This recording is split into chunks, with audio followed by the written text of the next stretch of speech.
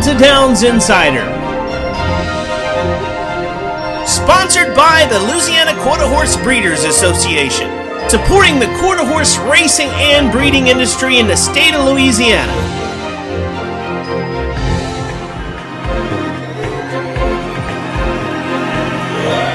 It's Jessica Cool Breeze, Champion's Passage, and Jethro Almighty on the outside. They hit the line together.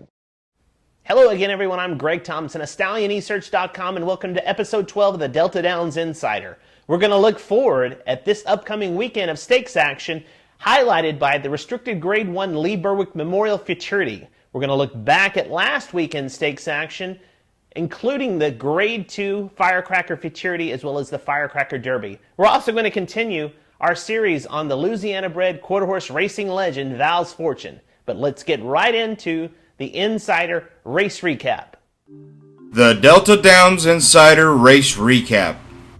This past weekend was a big one in Vinton as the Grade 2 Firecracker Futurity and the Firecracker Derby highlighted Saturday's stakes action. But before that got underway, the Delta Downs Jockey Colony hit the track for a stick horse race to raise money for the Disabled Jockey Fund, with jockey Josh Dearman just edging out Ray Mayo at the wire to bring home bragging rights of the jockey stick horse race at Delta. Now on to the Grade 2 Firecracker Futurity, a race that dates back to 1976. It's changed from being an ungraded event all the way up to a Grade 1 event in its illustrious career, and it's held the Grade 2 status since 2009. The fastest qualifier was Bobby Martinez trained Shake 'em Little Corona, who was set to face the likes of Grade 2 Harrah's Entertainment Futurity winner Interesting Man, and the horse that chased him home in the trial heat, Heath Taylor trained Ronnie James. Here's Don Stevens with the call. And they're off in the Firecracker Futurity. Coming away fast with Shake 'em Little Corona, who goes right to the lead. Access Denied is up close. Wave covers on the inside. Mr. Einstein is riding the rail. Moving up on the outside, Ronnie James putting in a big bid. And on the far outside, bragging about my Zoom is right there. It's Ronnie James to win the Firecracker Futurity. He does it again. Trainer Heath Taylor wins his 6th Firecracker Futurity. Ronnie James is a 2-year-old gelding by Valiant Hero out of a feature Mr. Jess mare Just a Little Bit.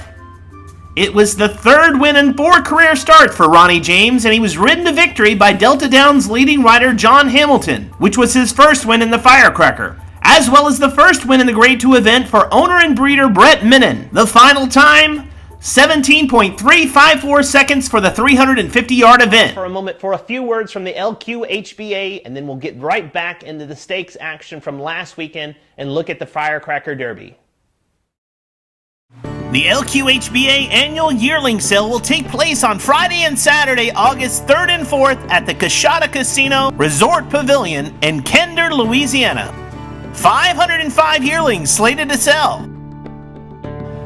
That's August 3rd and 4th, Friday and Saturday in Kinder, Louisiana. Find your next champion at the LQHBA sale. We're back and moving into the recap of the $144,000 Firecracker Derby, which boasted a tremendously accomplished field of runners contesting the 400-yard stakes event.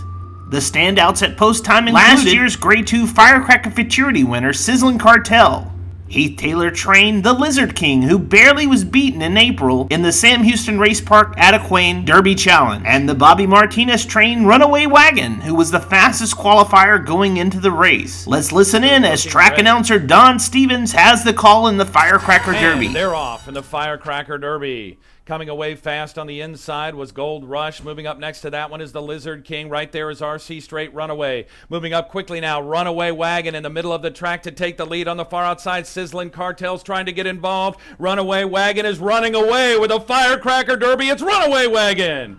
The fastest qualifier, Runaway Wagon, under the stern guidance of jockey David Alvarez, powers home in the middle of the track to capture the $144,000 Firecracker Derby. That was the first win in the Firecracker Derby for trainer Bobby Martinez and jockey David Alvarez, and for the owners Bobby Barnett and Dr. Tommy Hayes. Runaway Wagon is a PYC Paint Your Wagon gelding and was bred in Kansas by Michelle Welwies from the dashing by mare Dashing Vike. The 3-year-old gelding covered the 400 yards in a time of 19.439 seconds, which yielded a speed index of 102. There were 2 other stakes races this Saturday, starting with the $50,000 Open Graduation Stakes. Withstanding a lengthy inquiry was the Greg Laughlin-trained Wicked Hero, who came home the winner with victory under jockey David Alvarez for owner and breeder J. Baxter Brinkman. The last stakes to cover from last weekend is the $20,000 Paradise Stakes for 3-year-olds and upwards going 300 yards, and it was a win for Van Haywood trained He's a Gandy's Dash with Alfonso Lujan aboard for owner Casey Haywood. And that'll do it for the Insider Race Recap for this week. The Insider Race Preview.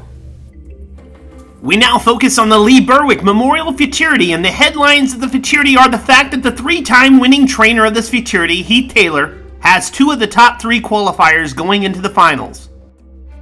Taylor trains the fastest qualifier, Fast Talkin' Henry, and the 3rd fastest qualifier, Big Time Bo. Fast Talkin' Henry dazzled in his trial under jockey John Hamilton for owner Eric Johnson in a time of 17.330. His stablemate, Big Time Bo, is also with jockey John Hamilton aboard, clocked at 17.513 in his trial heat, and he gets the riding services of Raul Ramirez for the finals. We were able to speak to Heath Taylor about his hopes of his top qualifiers going towards the final. Yeah, I mean, obviously both horses ran tremendous trial races. Anytime $550,000 Futurity, certainly with $17,000 trial purses. The emergence of the Louisiana Bred program's come a long way. Horses ran super good trial races. It's really hot, really humid over here, and wear and tear of a very hard meet starting to take the toll on all of them. So hopefully they'll be able to recuperate and come back and repeat the same kind of races. The 2nd fastest qualifier, Miss Jingles, is trying to follow in the footsteps of Flashy Hemp in 1985 and Miss Go Avenger in 1992 as the only 2 horses to win the Lassie and the Berwick. The Frank Cavazos trainee strolled away from the competition with little urging from jockey Eddie Cox to post the 2nd fastest time of all qualifiers with a time of 17.401 seconds. With her winning ways and seemingly effortless attempt to qualify, I am giving the nod to Miss Jingles as the Delta Insider pick. And that'll wrap it up for the Insider Race Preview for this week. We continue with our 5th installment on our feature on Vals Fortune, who had a tremendous 2-year-old season that was capped off with a Triple Crown win in the LQHBA Triple Crown bonus series that yielded a $500,000 bonus, as well as year-ending honors as the 2-year-old world champion for owner Teddy Abrams Jr. and Hall of Fame trainer Heath Taylor. Well, obviously, it was tremendous elation. The horse had just a phenomenal campaign.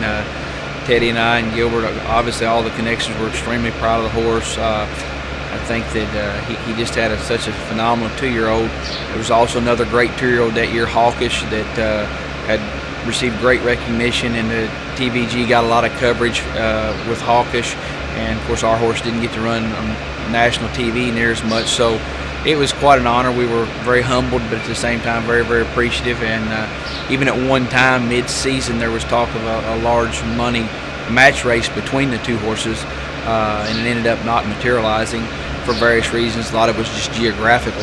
But we were very humbled, and it was obviously a very, very proud moment. I think it was a very deserving and crowning achievement for the horse. Vals Fortune returned for the 3-year-old campaign, and after being beaten in his first start in the Louisiana Purchase Stakes, he rattled off consecutive stakes wins in the Delta Downs Derby, the Vinton Stakes, the LQHBA Sophomore Stakes, and the Billy Montgomery Stakes before being settled in as the favorite in the 5-horse restricted Grade 2 Louisiana Champions Day Derby. With a brilliant breakout, Toast to Mallard, Mystical Reb, Cool Eleanor, and Shootin' Cash being outpaced.